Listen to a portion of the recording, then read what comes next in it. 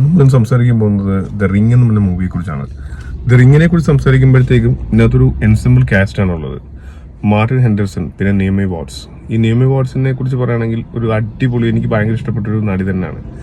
So നമുക്ക് the റിംഗിലോട്ട് വരാം. The റിംഗിന്റെ കഥ എന്ന് വെച്ചാൽ ഒരു സൈക്കോളജിക്കൽ ഹൊറർ ത്രില്ലറാണ്. ബേസ്ഡ് ഓൺ ഒരു ജാപ്പനീസ് നോവലിൽ ബേസ് ചെയ്തിട്ടുള്ളൊരു കഥയാണ് ദ റിംഗിനകത്തുള്ളത്. അതുകൊണ്ട് ആ സെയിം നോവലിന്റെ അഡാപ്റ്റേഷൻ ആയതുകൊണ്ട് ഓൾമോസ്റ്റ് എല്ലാ സംഭവങ്ങളും ചിലപ്പോൾ നമുക്കൊരു എന്താ പറയണ്ട, ഒരു ഇംഗ്ലീഷ് മൂവി ആയിട്ട് തോന്നത്തില്ല, ഒരു ജാപ്പനീസ് അല്ലെങ്കിൽ ഒരു കൊറിയൻ ഡ്രാമ ആയിട്ടാണ് എനിക്ക് കൂടുതലും തോന്നിയിട്ടുള്ളത്.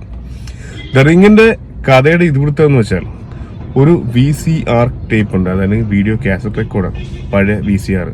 ഈ VCR ടേപ്പ് ആരെങ്കിലും കാണുകയാണെങ്കിൽ, ഓക്കെ, ഇപ്പം തുടക്കം തന്നെ അതാണ്. ഈ VCR ടേപ്പ് കാണും നമ്മൾ. ഇത് രണ്ട് കൂട്ടുകാർ പോകുന്നു, ഒരു കസിൻ, അതായത് നായികയുടെ കസിനും കൂട്ടുകാരും കൂടെ പോയിട്ട് ഒരു റൂമിൽ പോയിട്ട് ആ റൂമിൽ എൻജോയ് ചെയ്യുന്നതിനിടയ്ക്ക് ഈ VCR ടേപ്പിട്ട് കാണുന്നു. ടേപ്പിട്ട് കാണുമ്പോൾ തന്നെ ഇവർക്കൊരു കോള് വരും, നിങ്ങൾ 3 ദിവസത്തിനുള്ളിൽ മരിക്കുമെന്ന്. അതാണ് കഥയുടെ തുടക്കം. ഇങ്ങനെ കോള് വരുന്നു. 3 ദിവസത്തിനുള്ളിൽ ആദ്യത്തെ നായികയുടെ കസിൻ വെള്ളം കയറി, അല്ലെങ്കിൽ ബാത്ത് ടബിൽ നിന്ന് വെള്ളം പൊങ്ങി മരിച്ചു പോകുന്നു. വെള്ളം പൊങ്ങി അതിനകത്ത് ഷോക്ക് അടിച്ച് ഒരു വല്ലാത്ത രീതിയിൽ മരിച്ചു പോകുന്നു. അതാണ് തുടക്കം. ഇതിനെ അന്വേഷിക്കാനായിട്ടാണ് ഈ നിയോമി വാട്സ് എന്ന് പറയുന്ന നായിക പിന്നീട് ഇറങ്ങുന്നത്.